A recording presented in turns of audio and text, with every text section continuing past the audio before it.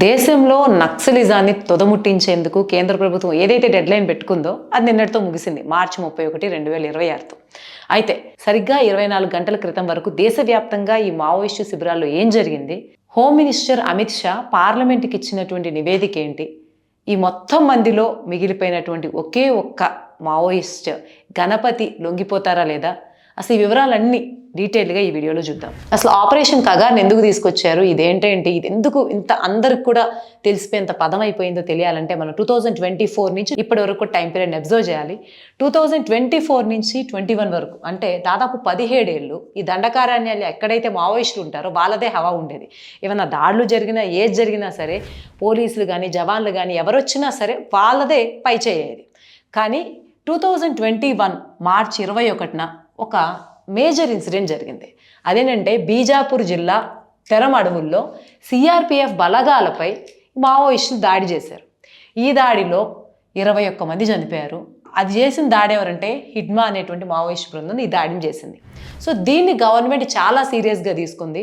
ఆ నేపథ్యంలోనే అమిత్ షా ఒక ప్రకటన చేశారు. ఆపరేషన్ కగార్ పేరుతో సంపూర్ణంగా మావోయిస్టు రహిత దేశంగా చేస్తాం, మావోయిస్టులను అంతం చేసేస్తాము అని చెప్పారు. దానికి ఒక డెడ్ లైన్ కూడా పెట్టుకున్నారు. ఆ నేపథ్యంలోనే అమిత్ షా ఆపరేషన్ కగార్ని అనౌన్స్ చేశారు. 2 సంవత్సరాల్లో మొత్తం మావోయిస్టులను అంతం చేస్తామన్నారు.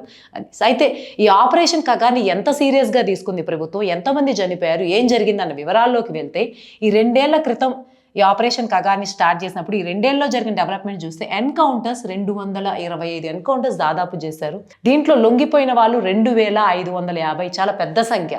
2 ఏళ్లలో 2550 మంది లొంగిపోయారంటే చాలా పెద్ద నెంబర్. అది ఎవరైతే యాక్టివ్గా మావోయిస్టులో ఉన్నారో వాళ్ళ నైతికతని కొంత, అంటే వాళ్ళలో ఉన్నటువంటి ధైర్యం ఏదైతే ఉంటుందో అది సడలిపోవడానికి ఈ లొంగుబాటు అనేది, ఈ లొంగిపోవడం అనేది ప్రధాన కారణం అని కూడా అనుకోవచ్చు. ఇంకా అరెస్ట్ అయిన వాళ్ళు కూడా 1813 మంది. అంటే ఈ నెంబర్స్ చూస్తే ఎన్కౌంటర్స్ 225, కానీ లొంగిపోయిన వారు అరెస్ట్ అయిన వాళ్ళ సంఖ్య ఇది 100లో ఉంటే ఇది వేలల్లో ఉందంటే, అంటే ఎంతమంది మావోయిస్టులు లొంగిపోవడానికో త్వరగా ప్రజా జీవితంలోకి రావడానికో కొంత ఆసక్తి చూపించారన్న దానికి, వాళ్ళ ఆపరేషన్ కగార్ ఎంత భయపెట్టింది అన్నదానికి ఈ నెంబర్సే ఒక ఇండికేషన్ అనుకోవచ్చు.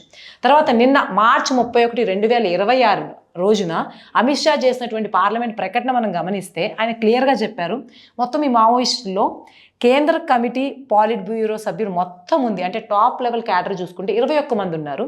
అందులో చనిపోయిన వారు 12 మంది. అందులో major people 2 major persons, Nambala Keshava Rao ఈయన అలియాస్ బసవరాజు, అలాగే మాడ్వి హిడ్మా, వీళ్ళిద్దరు చాలా మేజర్ పర్సన్స్ తెలిసిందే.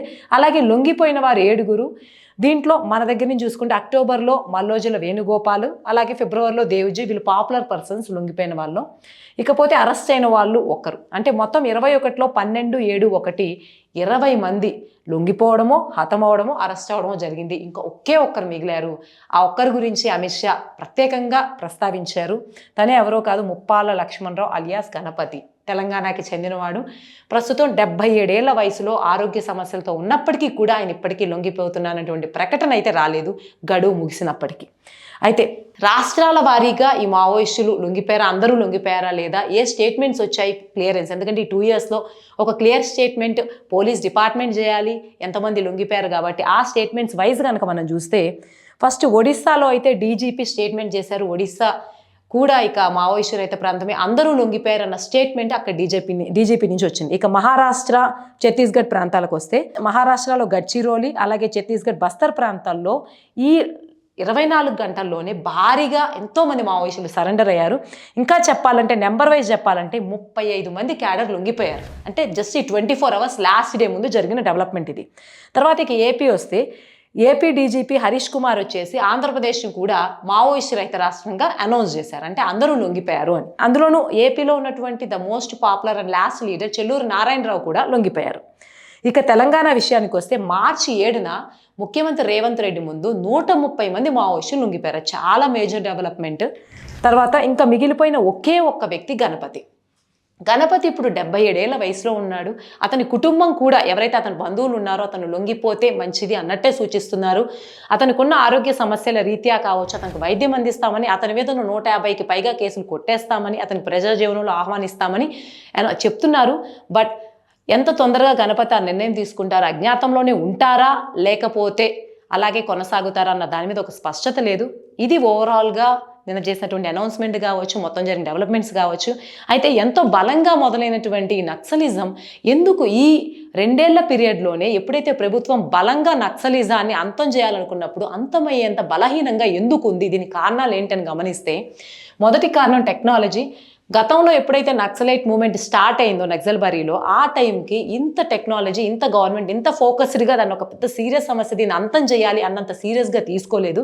కాకపోతే 2015 నుంచి చూసుకుంటే టెక్నాలజికల్గా డెవలప్మెంట్ పరంగా కంట్రీస్ అన్నీ డెవలప్ అవుతున్నాయి కాబట్టి ఆ డ్రోన్స్ కావచ్చు, నైట్ విజన్ కెమెరాస్ కావచ్చు, సిగ్నల్ జామర్స్ కావచ్చు, మొత్తానికి నక్సలైట్ ఆ వ్యవస్థను అంతం చేయడానికి ఏదైతే కావాలో దండకారణ్యాల్లో కూడా వాళ్ళు పట్టుకోదగినటువంటి టెక్నాలజీ ఇంప్రూవ్ అయిందని చెప్పుకోవచ్చు. నెక్స్ట్ది ప్రజా మద్దతు లోపం. ఒకప్పుడు నక్సలైట్స్లో ఎక్కువ మంది యూత్ సపోర్ట్ ఉండడం వల్ల, ప్రభుత్వం మీద యువతకున్నటువంటి నిరసన వల్ల, వాళ్ళు బలంగా ఈ మూమెంట్ని సపోర్ట్ చేయడం వల్లే ఎక్కువ మంది వచ్చారని చెప్పుకోవచ్చు. కానీ ఇప్పుడు కొంచెం ఎంప్లాయ్మెంట్ ఆపర్చునిటీస్ పెరగడం, మెట్రోస్ పెరగడం, ఇంకా చాలా ఉద్యోగ అవకాశాలు పెరుగుతూ ఉండడం వల్ల ఈ మార్గాన్ని ఎంచుకోవడానికి యువత ఇష్టపడడం లేదు అన్న కారణం కూడా స్పష్టంగా తెలుస్తుంది. ఇక last but not the least, development aspect చూసుకుంటే ఇదివరకు ఎక్కువగా మావోయిస్టులు వాళ్ళు చెప్పేటువంటి అంశం ఏంటంటే పల్లెల్లో ఉంటారు, వీళ్ళకి ట్రాన్స్పోర్ట్ ఉండదు, విద్య లేదు, వైద్యం లేదు, ఆరోగ్యం లేదు, ఇలా చాలా విషయాలు చెప్పారు. అక్కడ కూడా మేజర్గా ప్రగతి కనిపిస్తూ ఉండడం వల్ల పట్టణాల్లో ఉన్న వాళ్ళే కాదు, పల్లెల్లో ఉన్న వాళ్ళు చదువుకోవడం కానీ, ఆరోగ్య వస్తువులు కానీ, ఇవన్నీ అంతో ఇంతో డెవలప్ అవడం వల్ల అప్పటికన్నా ప్రజలు ఎవరూ కూడా మావోయిస్ట్ని ఈ నక్సలిజాన్ని ఒక పరిష్కారంగా భావించి అటువైపు వెళ్ళడానికి మగ్గు చూపడం లేదు. ప్రధానంగా ఇది కేవలం ప్రభుత్వం ఒక్కటే మేము ఎండ్ చేస్తామని చెప్పేసి ఎండ్ చేసినటువంటి ఒక ఉద్యమం కాదు. ప్రజా మద్దతు లోపించడం వల్ల, ప్రజలు దాని మీద ఆసక్తి చూపించకపోవడం వల్ల కూడా, ప్రజల నుంచి నమ్మకాన్ని కూడా ఈ ఉద్యమం కోల్పోవడం వల్లే ఈరోజు ఈ స్థితికి వచ్చిందని చెప్పుకోవచ్చు. ఏదేమైనప్పటికీ మొత్తం అందరిలో ఒక్క వ్యక్తి గణపతి మిగిలారు. 77 ఏళ్ల వయసులో ఇప్పుడు ఆయనకున్నటువంటి ఆరోగ్య సమస్యల రీత్యా ఆయన మళ్ళీ బలంగా ఏర్పడి సంస్థని నడిపేటువంటి, లేకపోతే ముందుకు తీసుకెళ్లేటువంటి అవకాశాలు తక్కువ. ఆయన అజ్ఞాతంలో ఉన్నా ఆయన బలంగా నడిపే అవకాశం లేదని విశ్లేషణలు వినిపిస్తున్నాయి. అలా కాకుండా ఆయన లొంగిపోయినా సరే ఇన్ని దశాబ్దాల ఈ నక్సలిజం ఇక తుది దశకి చేరుకున్నట్టే అనుకోవచ్చు. సో ఈ నక్సలిజం ప్రకటన గురించి, గణపతి ఒక్కడే ఉండిపోవడం గురించి, మొత్తం ఓవరాల్గా ఈ ఆపరేషన్ కగార్ గురించి మీరేమనుకుంటున్నారో కమెంట్స్లో తెలియజేయండి.